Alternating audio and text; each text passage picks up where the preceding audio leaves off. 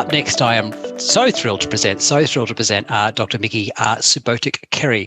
Now, before I bring Mickey in and introduce her formally, she did just tell me a second ago, and it's been a bit of an ongoing thing during this week, that she's had some tradesmen through who are working on her house at the moment, and she's given them a tea cake and some goodies to eat right at 10:45, so they can down tools, just to put things in perspective about how we're delivering this for you today, and all in our own online environments. So let's get to Dr. Mickey's session. So Dr. Mickey's going to be talking to you about screening secondary school students to better identify youth at risk and improve help-seeking tools, which goes to some of those questions that we had earlier on about on the back of Professor Jenny Hudson's presentation, which is what are we doing with older kids in the high school sort of area. So Dr. Mirjana Subotic-Kerry is a research program manager at the Black Dog Institute. She's working in design, development, evaluation and implementation of a school-based digital mental health service. Prior to coming to Black Dog, Mickey completed her PhD at Macquarie University, examining the comorbid relationship between social anxiety and alcohol use disorders in adults. It's fascinating. Her research interests include the prevention and early intervention of depression and anxiety in young people, and the design, implementation and evaluation of e-health technology in the school setting to improve the reach, uptake and engagement of psychological interventions and services for youth. I'm really looking forward to this session. Dr. Mickey, over to you, and I hope those tradesmen have enjoying their tea cake and nice and quiet. Thanks, Taz, for that introduction. I also have two kids, a husband and a dog, that I've bribed with a bike ride, ice cream and a park visit. So they're out of homeschooling this morning, which I'm sure they're very happy about. So today I'm going to be talking about Smooth Sailing, which is a universal web-based mental health service for secondary school students. I've been working on this project since 2017, and it's a project that I'm very passionate about. So I'm going to start by telling you about a young teenager called Toby. He's 14 and in year 8 at high school. Toby has started feeling sad. However, these feelings of sadness are not going away. These feelings of sadness are also accompanied by a feeling of emptiness, a lack of motivation, and a lack of enjoyment in activities he used to find fun. His sleep is being impacted, and he feels tired and lethargic all the time.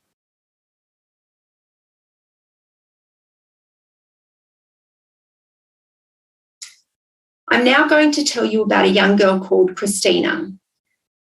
She's 15 and in year 9.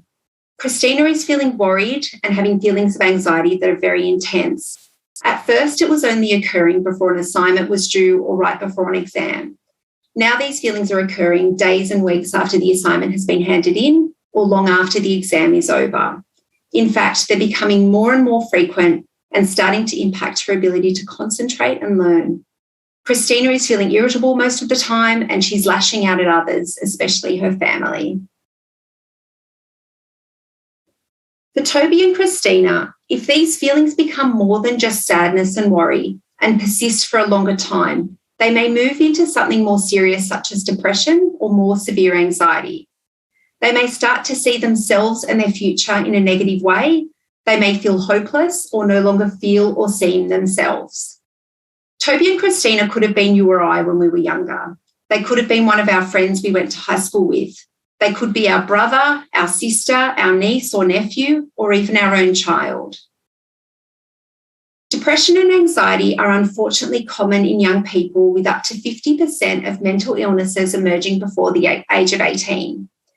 These issues are associated with poor academic performance, school absence, early termination of schooling, increased risk of substance misuse, and also elevated suicide risk.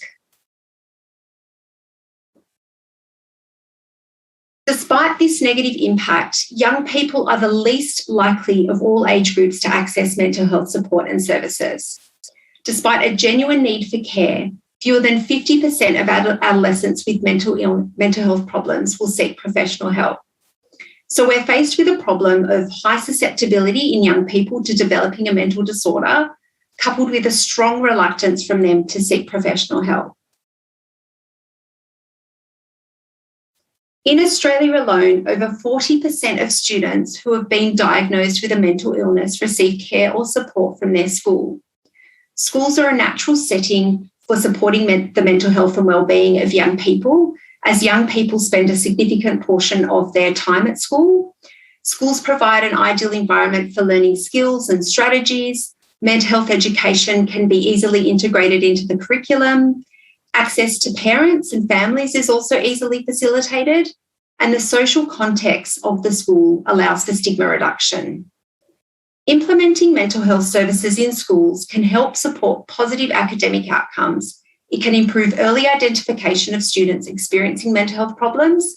It can connect students to the appropriate care they need, and it can facilitate care pathways into the health system. However, one of the challenges schools face is that there is little evidence available to guide schools on which type of service model will provide timely and appropriate care to all of the students who require it. Many schools currently adopt a traditional wait to act approach, in which care to all of in which various mental health personnel and supports are provided, but the responsibility is on the student or parents or various mental health or on teachers to identify the students in need. So the question we are trying to answer is, can we help young people increase their help seeking for their mental health?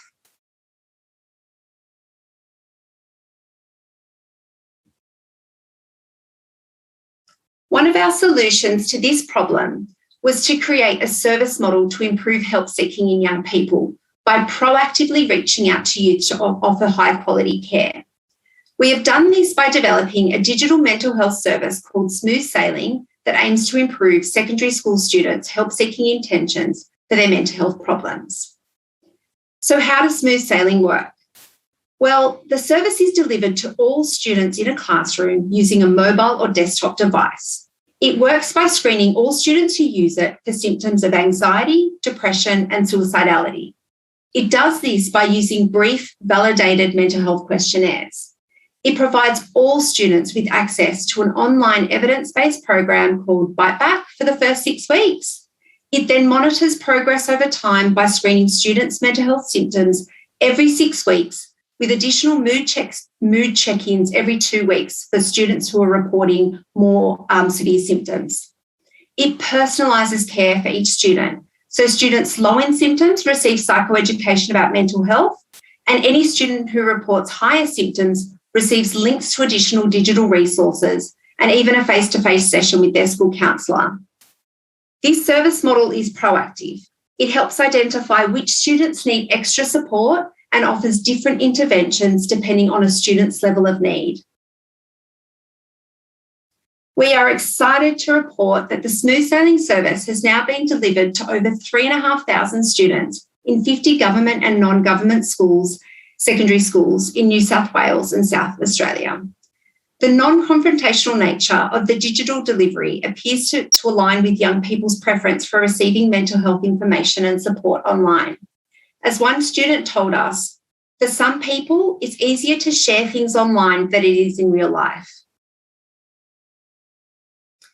I'm now going to share with you 3 quotes from a student, a parent, and a school counsellor who were involved with the service and who provided feedback about Smooth Sailing.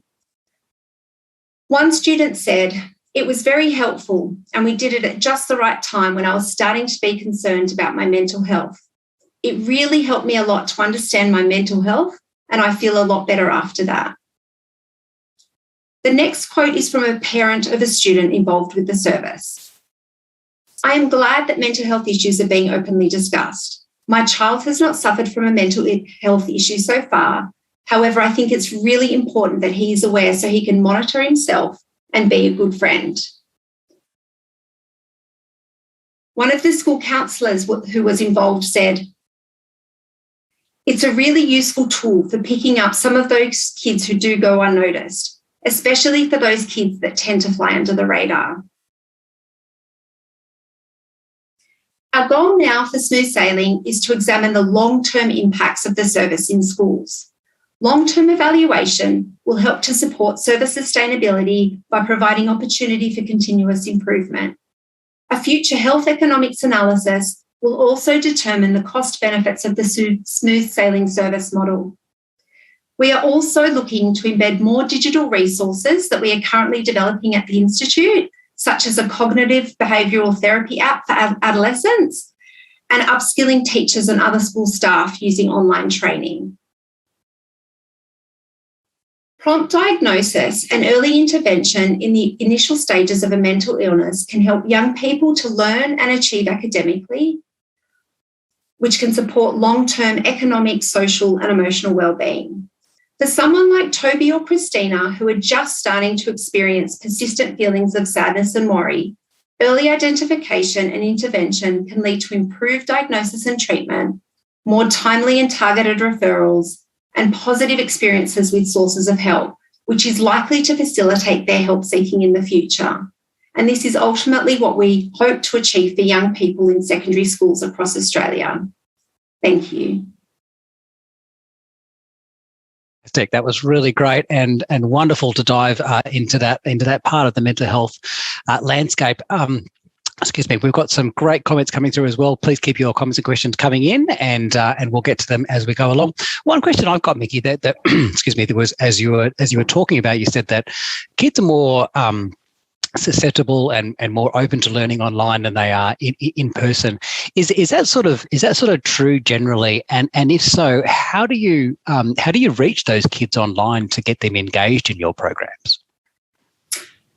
So I think young people are very technologically savvy, and I think they, well, from our experience as well, one of the things that they like about online tools is that they can work through a lot of the material in their own time.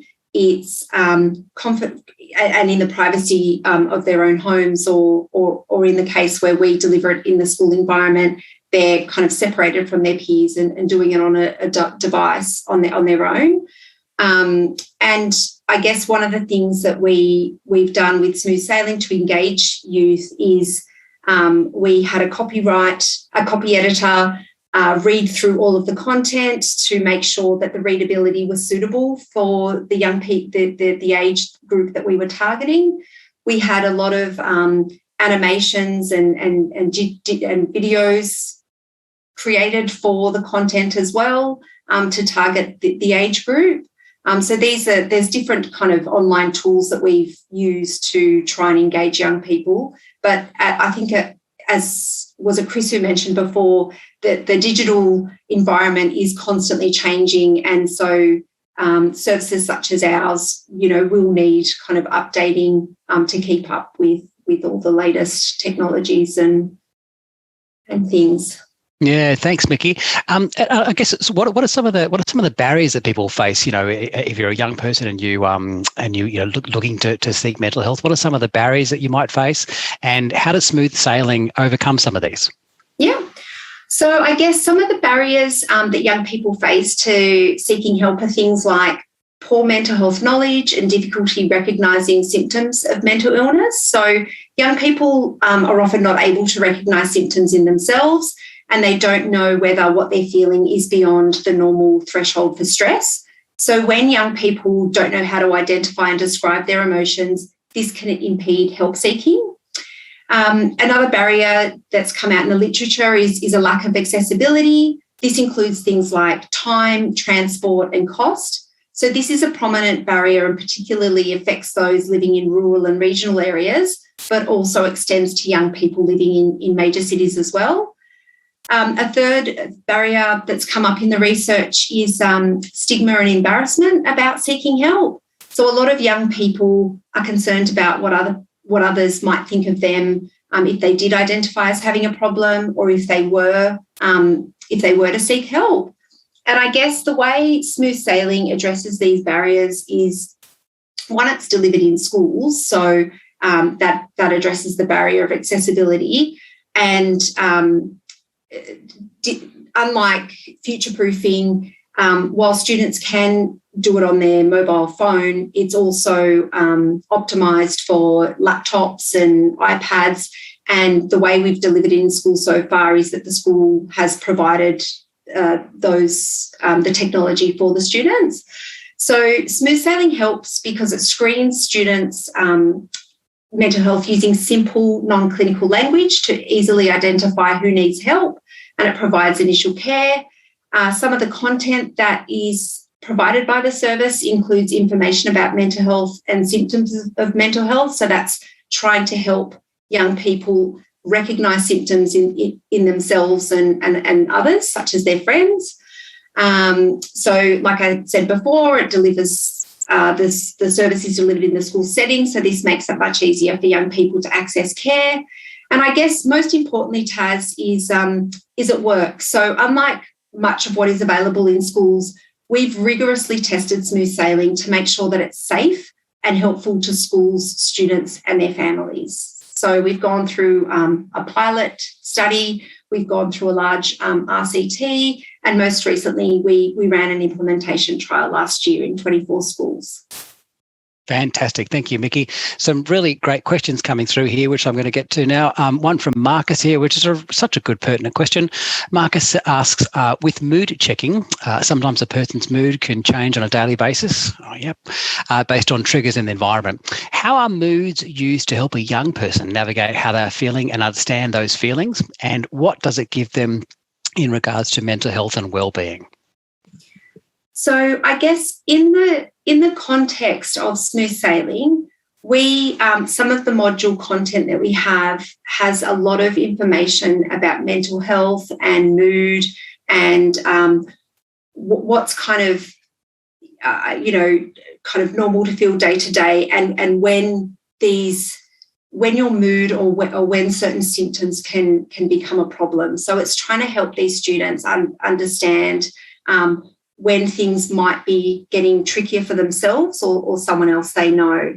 And another use of the mood tracking is for the school counsellor. So a part of the smooth sailing service is that when these students answer the mental health questions, those students who indicate that their symptoms are quite severe will be linked in with their school counsellor. So a notification gets automatically sent to their school counsellor.